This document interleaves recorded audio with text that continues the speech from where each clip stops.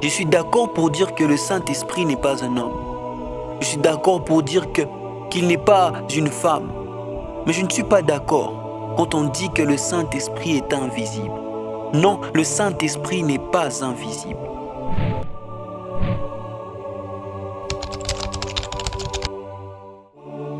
Je me souviens encore de ces moments de prière dans un ministère d'élèves où j'étais dirigeant. Nous étions dans un salon en train de prier, nous tenant par la main. Il y avait une forte atmosphère de la présence de Dieu. Tout à coup, j'ai ouvert les yeux et j'ai vu une personne entrer dans la pièce. Son corps ressemblait à du vent, à la silhouette d'une personne dont le corps serait constitué uniquement de souffle.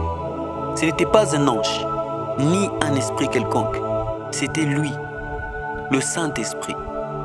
Oui, c'était le Saint-Esprit. Je ne saurais pas dire comment je l'ai su, mais je le savais. C'était bien lui. Il a commencé à toucher des gens dans la pièce et c'était juste incroyable.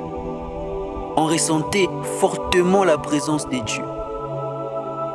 Je me souviens aussi d'une autre nuit où je fus ravi en esprit.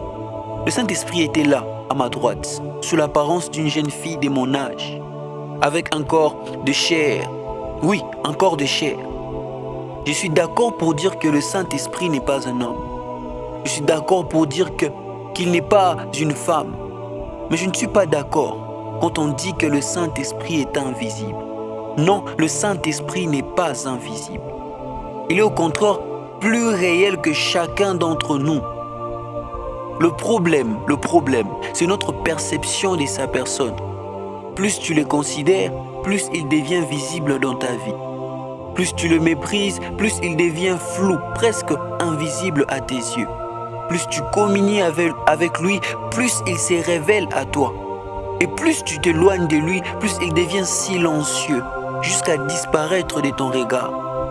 La preuve, lors de ma première expérience que j'ai eue avec le Saint-Esprit, je ne le voyais pas. Je ne savais pas à quoi il ressemblait. Je pouvais seulement sentir sa présence agir en moi.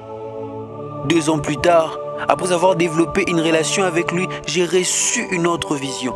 Cette fois, je pouvais distinguer sa silhouette et voir ses œuvres. 4 ans plus tard, lors d'une expérience récente, le Saint-Esprit avait un corps que je pouvais toucher.